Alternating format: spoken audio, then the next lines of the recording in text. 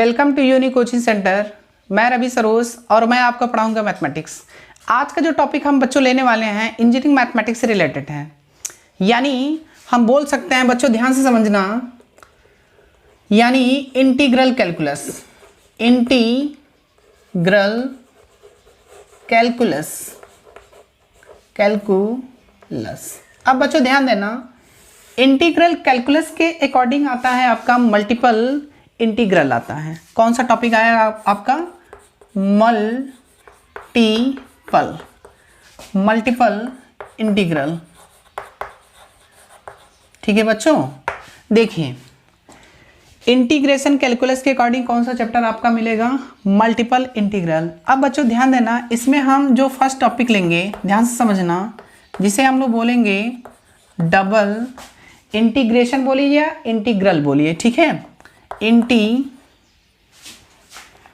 Integral ध्यान से समझना बच्चों, डबल इंटीग्रल। इसके बाद हम सेकंड जो सीखेंगे triple integral.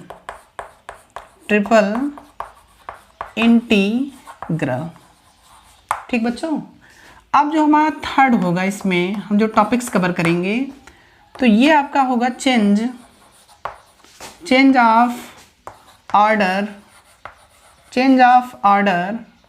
Of integration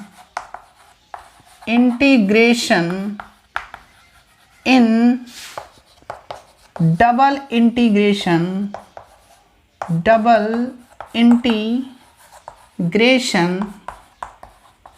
only. ठीक है बच्चों, देखिए हमें change of order of integration निकालना है, वो भी किससे? डबल इंटीग्रेशन से। हमें ट्रिपल इंटीग्रेशन का चेंज ऑफ ऑर्डर इंटीग्रेशन नहीं निकालना है। तो बच्चों इंजीनियरिंग मैथमेटिक्स सेकंड में ये जो चैप्टर है मल्टीपल इंटीग्रल, ये बहुत ही इंपॉर्टेंट चैप्टर है, ठीक। और ये आपका जो सिलेबस है बीएससी फर्स्ट ईयर का भी सिलेबस है। यही बीएससी फर्स्ट ईयर में आपको ये चैप्टर्स मिलेगा मल्टीपल इंटीग्रेशन। इसमें हम double integration and triple integration के बारे में सीखते हैं। और बच्चों ध्यान देना, double integration and triple integration सीखने के बाद हम लोग किसी भी कर्व का या किसी भी सरफेस का हम लोग क्या करते हैं, उसका change of order of integration निकालते हैं, ठीक है, डबल इंटीग्रेशन से एंड ट्रिपल इंटीग्रेशन से। और IIRT में बच्चों ध्यान से समझना, इसमें हमें सिर्फ डबल इंटीग्रेशन से ही निकालना है, ठीक। तो हम सबसे पहले एक एक टॉपिक्स लेंगे इसमें। ध्यान देना बच्चों, ये मल्टीपल इंटीग्रल जो आपका चैप्टर्स है ये बहुत ही इंपॉर्टेंट है और बहुत ही डेंजरस है। क्यों? क्योंकि ये इतना टफ माना जाता है कि बच्चों आप सोच भी नहीं सकते हैं। क्यों? क्योंकि इंटरमीडिएट में बच्चों इंटीग्रेशन का चैप्टर्स हैं, कई सारे चैप्टर्स हैं। तो आप एक एक करके आप उसको अच्छे से पढ़िए और उसमें जितने भी फॉर्मूले हैं आप उसको अच्छी तरह से कमांड करिए, क्योंकि उसमें जितने भी फॉर्मूले हैं इनमें यूज़ होगा। यदि आपको फॉर्मूले नहीं याद कर रहे हैं तो बच्चों आप इससे दूर ही रहिए, क्योंकि आपको समझ में आने वाला नहीं है, ठीक। और double integration and triple integration का जो भी प्रोसेस है हम उसको एक एक यानी स्टेटमेंट को लिखेंगे और इसके डिफिनीशन को समझेंगे। और इसके बाद हम डबल इंटीग्रेशन के जो भी स्पेशल केसेस हैं उनके बारे में सीखेंगे और उससे रिलेटेड हम कुछ एग्जांपल्स वगैरह लेंगे।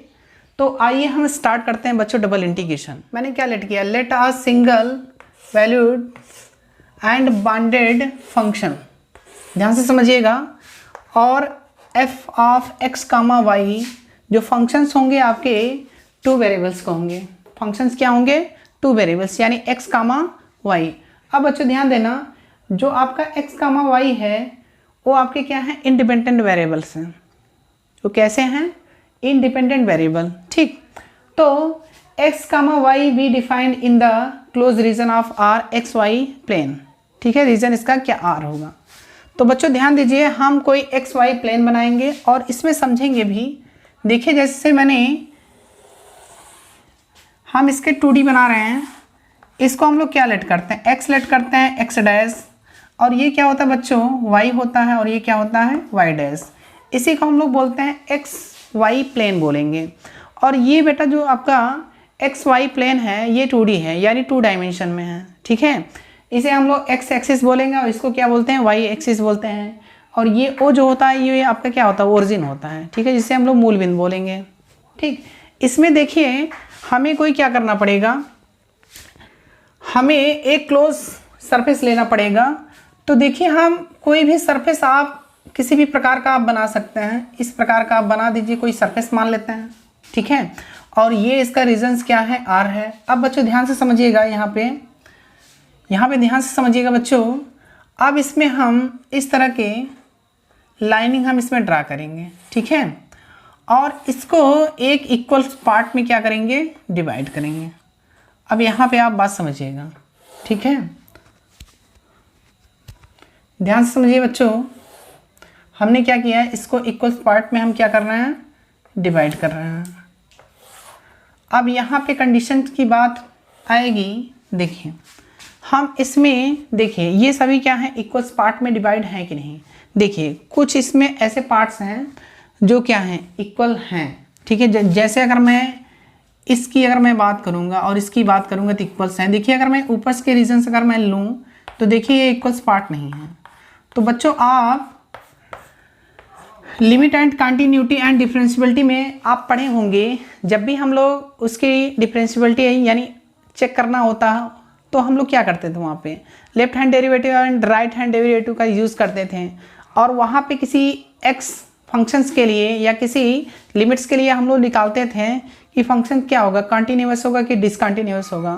तो इसी प्रकार हमें इसमें भी देखना है, हमें कोई एक क्या होगा, स्मॉल पार्टिकल्स मानना पड़ेगा। जैसे अगर मैं यहाँ पे लेट कर लेता हूँ, जैसे मैं इस पॉइंट को मान लूँ, ध्यान से समझिएगा, इस पॉइंट को, इसको मैं बच्चों क्या बोल सकता हूँ, लेंथ बोलूँगा, ठीक है। यानी मैं इसको डेल एक्स यूज कर सकता हूँ और इसको मैं क्या यूज़ करूँगा, डेल वाई।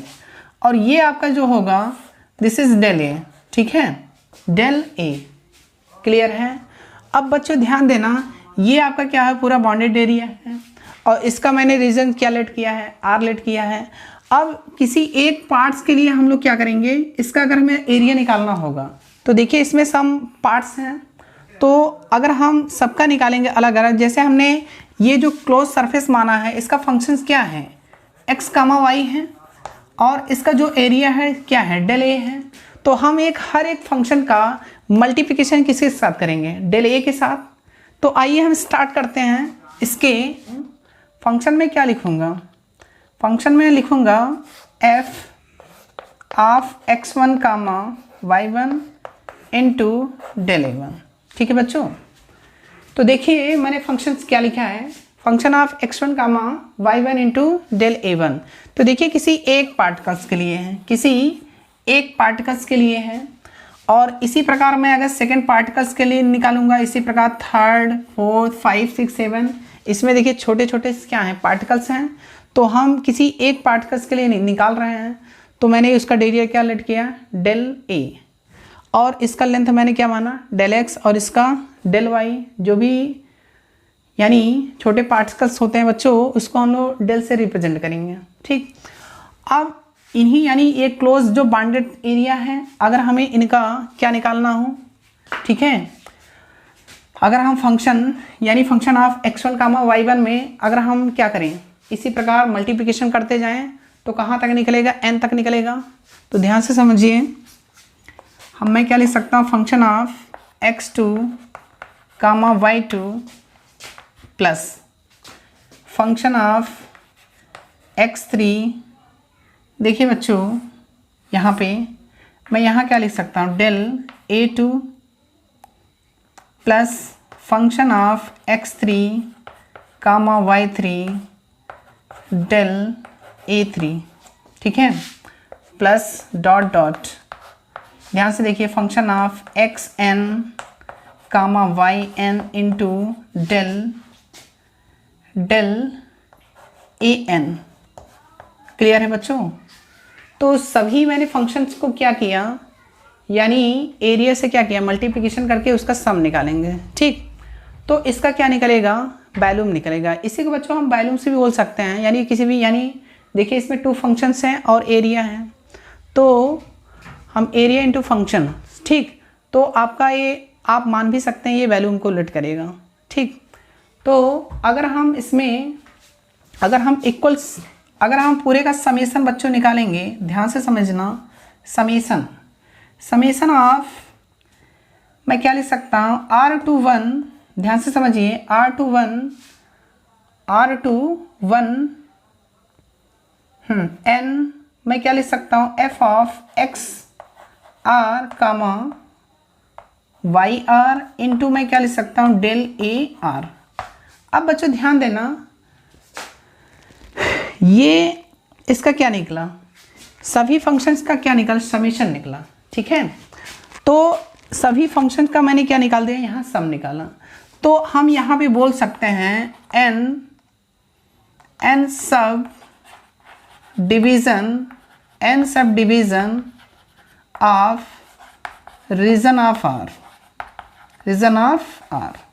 ठीक है बच्चों, तो मैंने इसका क्या निकाला, सम निकाल दिया। ठीक, अब रही बात, अगर मैं इनको मैं क्या करूँ, कोरिलेट करूँ फंक्शन में, तो देखिए मैं सबसे पहले बच्चों इनको मैं क्या करूँगा, रफ कर देता हूँ।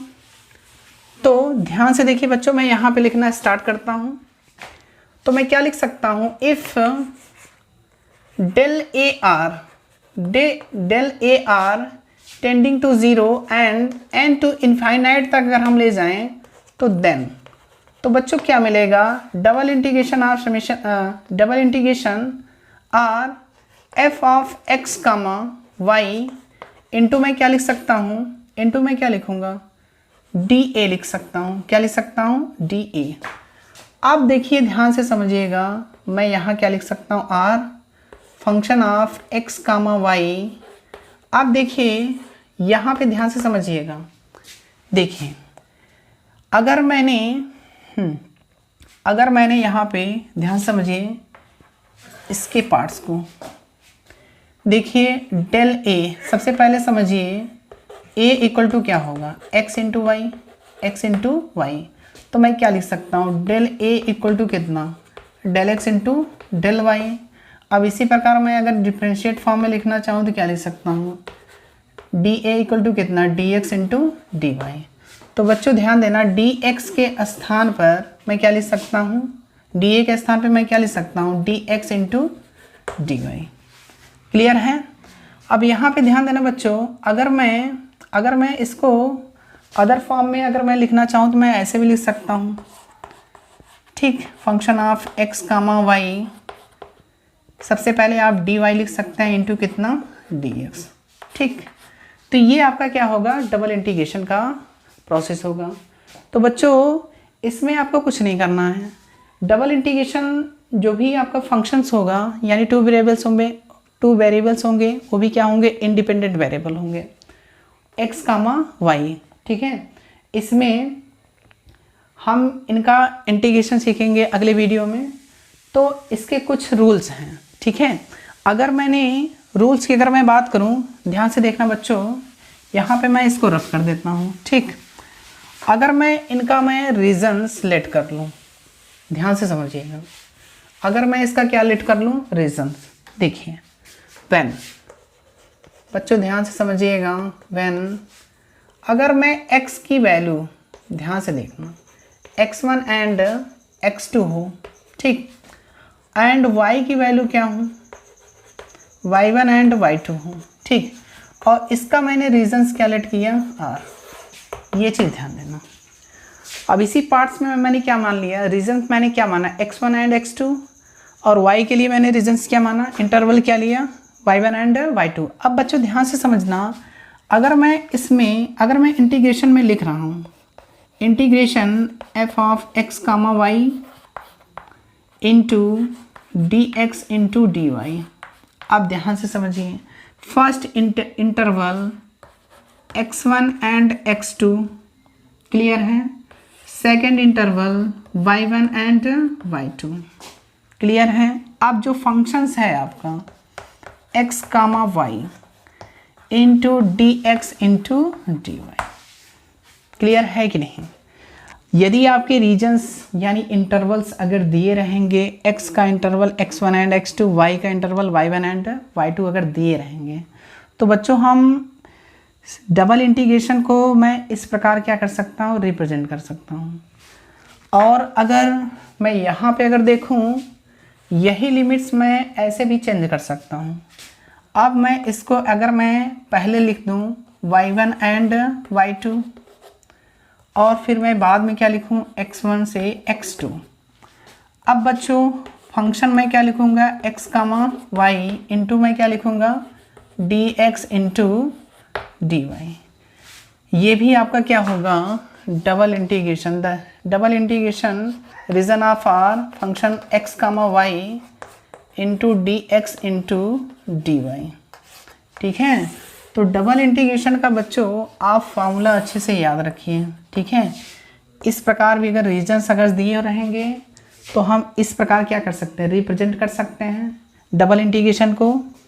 तो डबल इंटीग्रेशन का प्रोसेस क्या होगा बच्चों, किसी भी स्मॉल पार्टिकल्स के लिए अगर हमें कोई बाउंडेड एरिया हो, ठीक है, अगर हमें क्या निकालना हो, किसी इंटरवल पर x1 and x2 and y1 and y2 अगर लिमिट्स दिए होंगी तो उसका हम यानी डबल इंटीग्रेशन किस प्रकार करेंगे। तो बच्चों डबल इंटीग्रेशन में आपको कुछ भी याद नहीं करना है। देखिए जो भी मैंने इसका प्रोसेस बताया, ठीक, आप उसमें ये चीज़ आप याद रखिए, क्योंकि स्टेटमेंट्स पूछे नहीं जाते हैं। ठीक है, स्टेटमेंट्स में क्या होगा, अगर स्टेटमेंट अगर आपको पूछता है एग्ज़ाम में तो आप स्टेटमेंट लिखिए। इतना अगर आप फिगर्स वगैरह बना के अगर आप दिखा देंगे, जो भी इसमें मान सकते हैं आप उसको लेट करिए, सभी रीजंस को आप लिखिए। ठीक है, और आप इसको ज़रूर लिखिए। इंटीग्रेशन का ये फॉर्मूला है डबल इंटीग्रेशन का। अब इसमें देखिए जब भी हम लोग डबल इंटीग्रेशन का एवोल्यूशन करेंगे तो उसमें बच्चों हम 3 केसेस लेंगे। पहली केसेस उसमें क्या होगी, जब दोनों वेरिएबल्स कांस्टेंट होंगे तब उसका डबल इंटीग्रेशन किस प्रकार किया जाएगा। ठीक है, और सेकंड कंडीशन क्या होगी, सेकंड कंडीशन में यदि कोई 1 वेरिएबल्स दिया हो और ये वाला कांस्टेंट हो, 1 वेरिएबल्स दिए हों, चाहे ये दिया हो चाहे ये दिया हो। ठीक है, यदि 1 वेरिएबल्स दिए हों और सेकंड वेरिएबल्स क्या हो, कांस्टेंट हो, तो उसका डबल इंटीग्रेशन किस प्रकार होगा। और थर्ड केसेस में क्या होगा बच्चों, दोनों वेरिएबल्स दिए होंगे, x1 x2 भी दिया होगा, y1 एंड y2 भी दिया होगा। कहने का मीन्स ये है, ये जो फंक्शन होगा x में होगा और ये जो फंक्शन होगा y में होगा, या मैं बोल सकता हूँ ये y में फंक्शन होगा और ये x में फंक्शन होगा। तो वहाँ पे हम लोग डबल इंटीग्रेशन के 3 केसेस के बारे में सीखेंगे और उनसे रिलेटेड कुछ एग्जांपल्स देखेंगे। तो बच्चों यदि आप हमारे चैनल्स पे नए हैं तो please like, subscribe and share करना ना भूलें। Thank you very much.